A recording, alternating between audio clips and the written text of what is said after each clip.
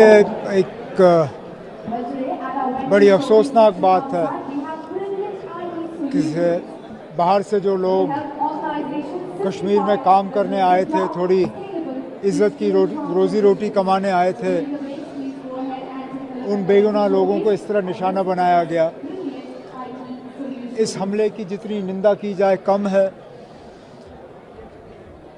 पैसा देके ना इस हमले को कम किया जा सकता है, ना इनके घर वालों को जो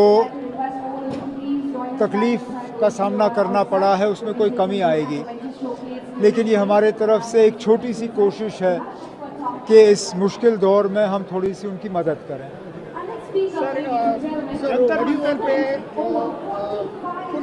Jammu and Kashmir state hood के लिए जो प्रोटेस्ट हो रहा था वो शायद नीट के प्रोटेस्ट के तहत इतनी उसको तवज्जो नहीं मिल पाई। किस तरह ये तो हमारी तो मैंने पहले भी कहा था, ये तो हमारी शुरुआत थी। हम भी जानते हैं ना, अब एक दिन में जंतर मंतर जाके हमें कोई स्टेटहुड मिलने वाला नहीं था। लाखों में स्टूडेंट्स आए, उन्हें भी 25 दिन लगे। हमें भी ये सिलसिला चलाना ही पड़ेगा, कुछ जम्मू कश्मीर के अंदर, कुछ दिल्ली आके।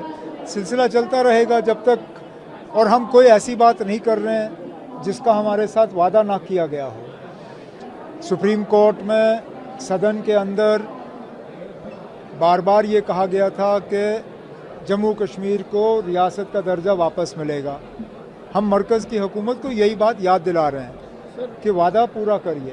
आप क्या कहना चाहेंगे, जिस तरह से प्राइम मिनिस्टर पहले एक वीडियो के साथ आए थे, मैं उस पर कुछ नहीं कहूँगा ना। अभी अब रात को फिर आए हैं, एफआईआर जो बन रहे लड़कों को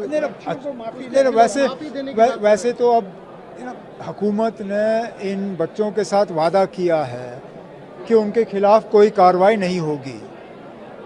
अब ज़बान की अपनी अहमियत होनी चाहिए। अगर ज़बान दिया है तो उसको फिर रखना चाहिए।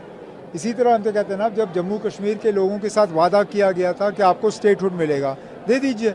इसी तरह जब बच्चों के साथ वादा किया गया है कि आपके साथ अब कोई मतलब पकड़ दकड़ नहीं होगी, कोई कार्रवाई नहीं होगी, तो जहाँ जहाँ कार्रवाई हो रही है रुकनी चाहिए।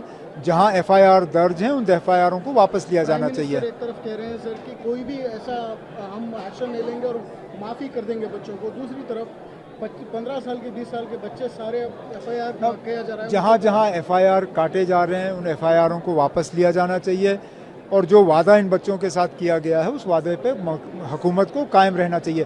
तेरा law and order central subject नहीं है, स्टेट सब्जेक्ट है। अब मुसीबत ये है कि प्रधानमंत्री ने तो कहा जो कहा, लेकिन उस पर कार्रवाई करना अब रियासतों की जिम्मेदारी है।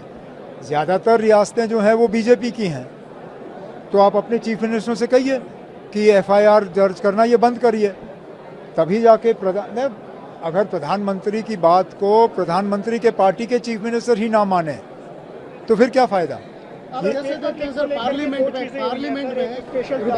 पार्लियामेंट में जो लगातार बातचीत की एक तरफ मांग हो जा रही है अपोजिशन पार्टीज की तरफ से, आपके एमपीज भी हैं, कांग्रेस और एसपी के सब बहुत सारे एमपीज पार्लियामेंट में बैठे हैं और धरने की जा रहे हैं कि आंसर चाहिए, लेकिन पार्लियामेंट जिस तरह से चल रहा है आप देख रहे हैं। आंसर तो सबको चाहिए। अब कुछ अहम सवाल किए गए हैं, उम्मीद करते हैं कि कुछ दिनों में कम से कम इन सवालों के जवाब तो मिल जाएं।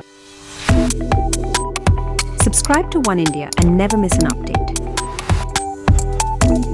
Download the One India app now.